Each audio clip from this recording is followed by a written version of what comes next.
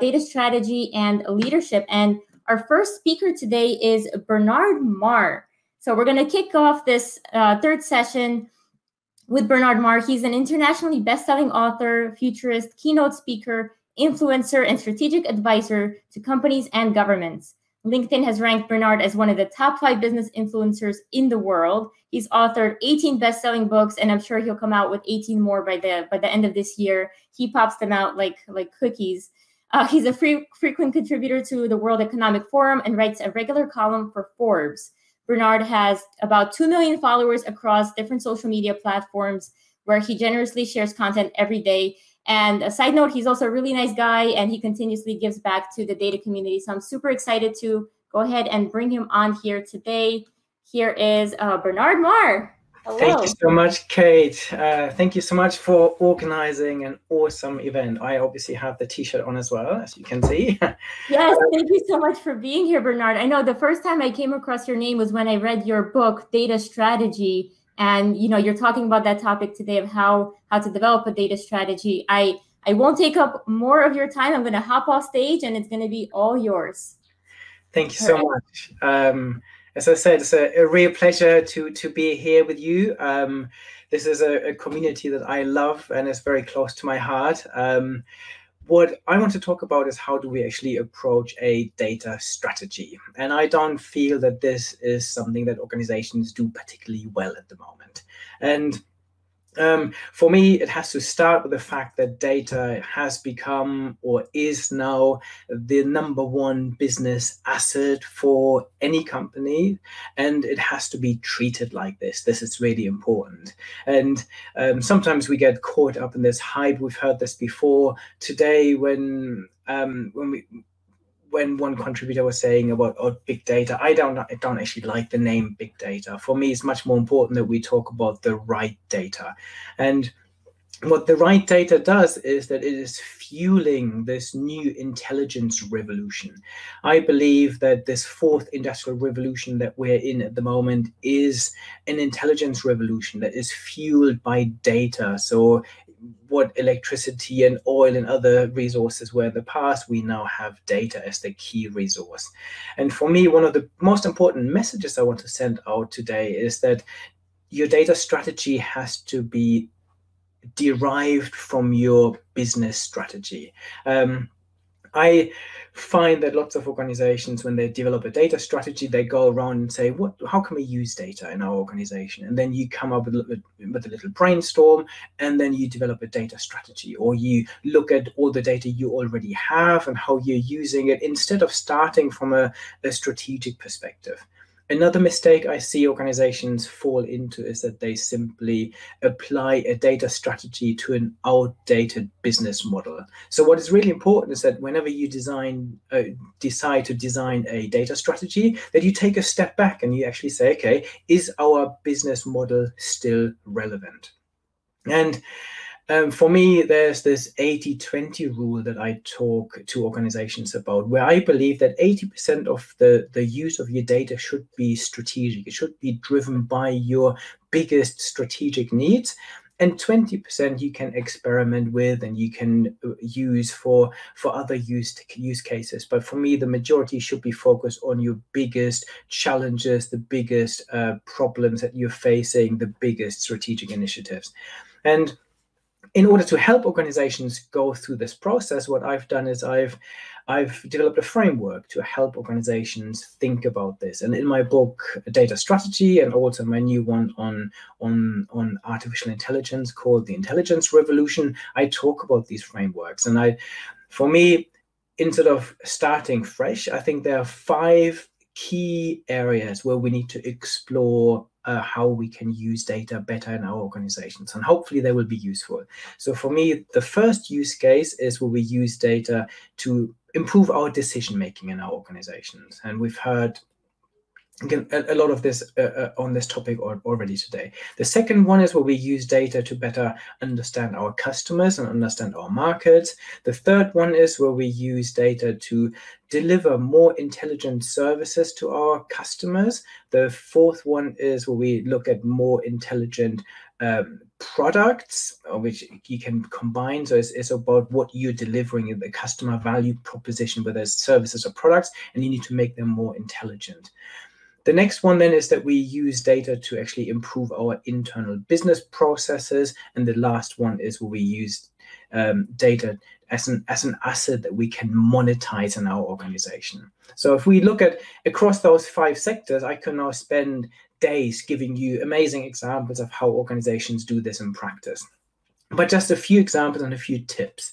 So when it comes to improving decision making, what I find is that currently people are simply bombarded with data.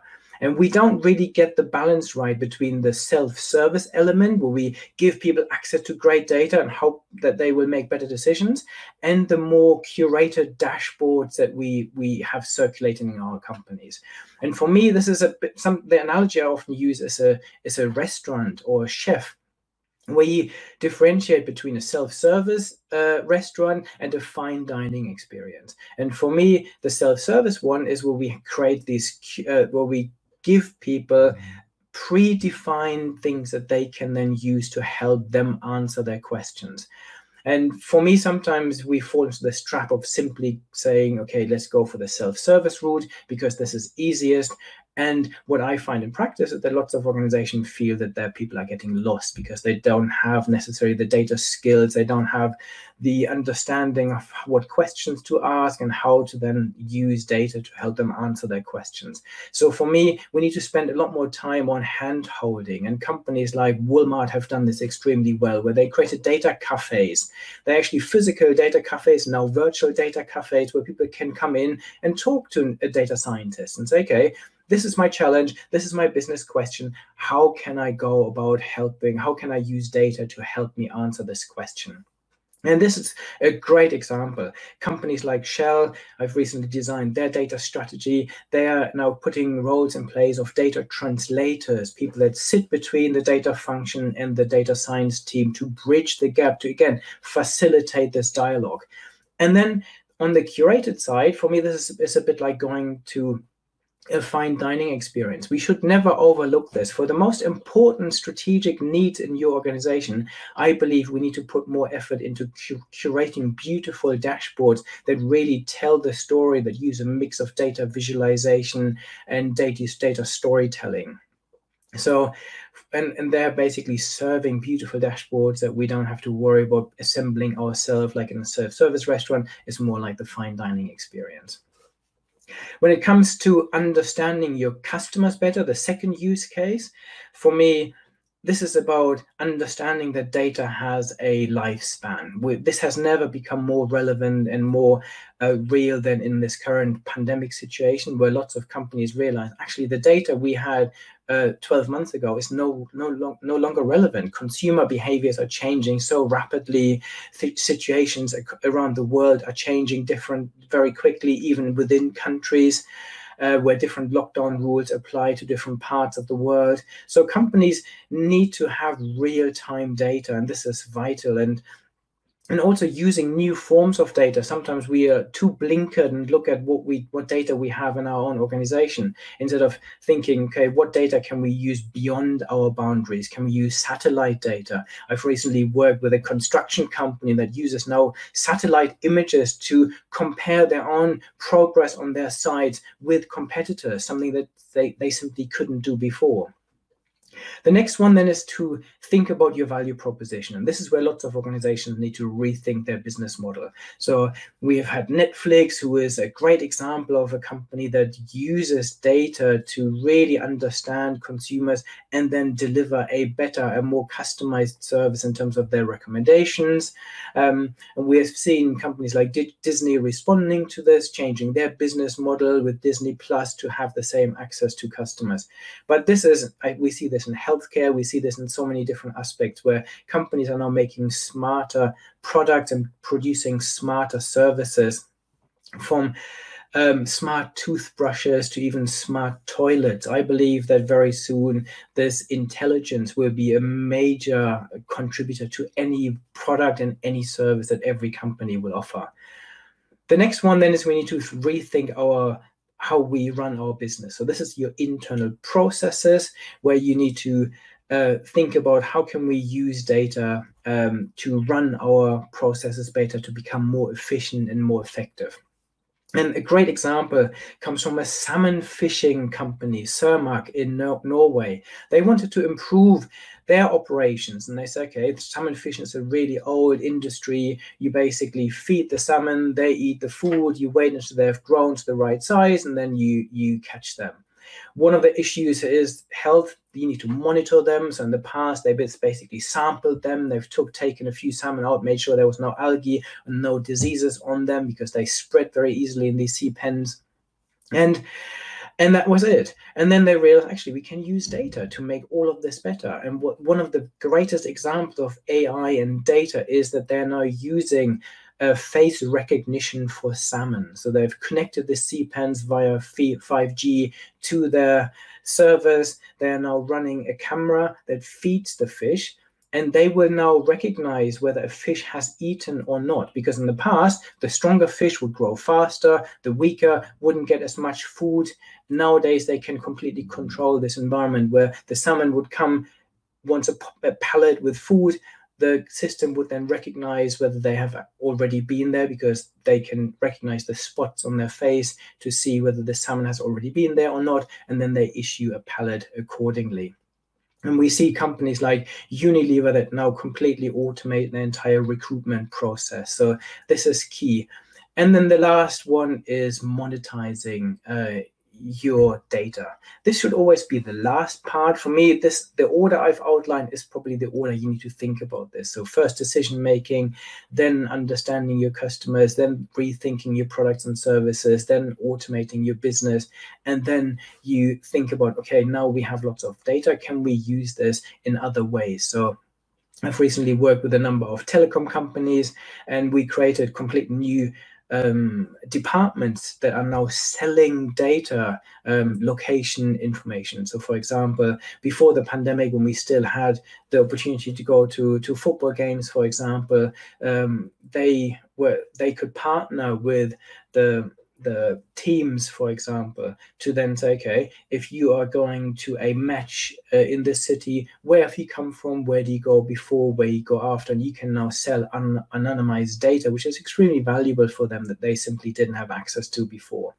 So for me, starting with those 5 areas, exploring the use cases for your business, and then you basically define the use cases you want to focus on. And I suggest you pick 2 or 3 really strategic ones to start with, and maybe 1 or 2 quick wins where you can make a real impact on the business to demonstrate success. And then you define each of these use cases. And I actually have a free template that you can get on my website that helps you define a use case where you think about, okay, what does this mean in terms of where do I get the data from? How do I analyze this? What are the ethical and legal issues around the data? What is the technology I need? What are the skills and competencies I need? And what are the organizational cultural elements in terms of change and creating the right organizational environment? And for me, if you do this, if you pick your key ones, starting with the key use cases, you will design an extremely powerful strategy that will really drive the value of data in your organization and help you to actually deliver on your strategy, rather than have your strategy and your data strategy pulling into slightly different directions. So hopefully that was useful. Absolutely, Bernard. Thank you so much. You're getting so many comments about what a great speaker you are, how many insights people got.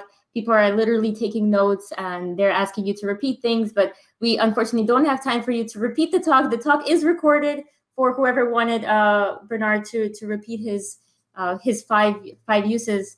You can watch the recording after, but I do have some reactions to your talk. So I love the Walmart data cafes. I think that's a great idea, and I love how they've been able to go virtual post-COVID. The free templates, what's the site where people can get the free templates that you were? BernardMarr.com. BernardMarr.com, easy enough. And the face recognition of the salmon? Seriously? Come on. This is one of my favorite examples of ever, because it combines data science, 5G, artificial intelligence, machine vision. I absolutely love it. Absolutely. So we do have time for one question. Question from Francesco. Communication is the key to help organizations fill the gap between people who are not data literate and people who are. How do we fill this gap?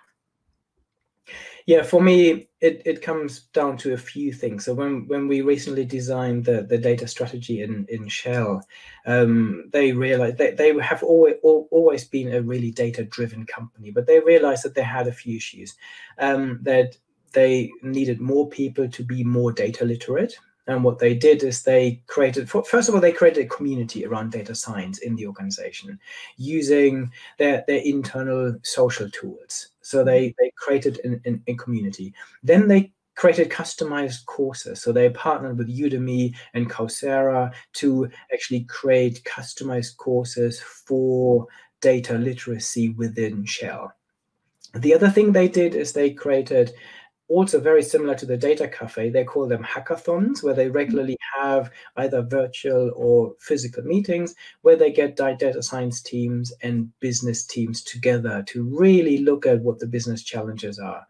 And then they also create these data translators. And for me, the data translators are such an important role in organizations that they want to really be serious around data, that span the business and the data science function. And this is how you communicate.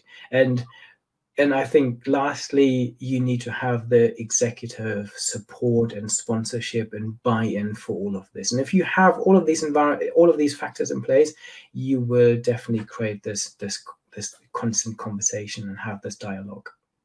Awesome. All right. Well, Bernard, thank you again so much for your talk. Whoever's watching us live, go ahead and follow Bernard, be his 3 millionth follower on LinkedIn, on Twitter. I think you're on Facebook, you're on Instagram, you're basically everywhere.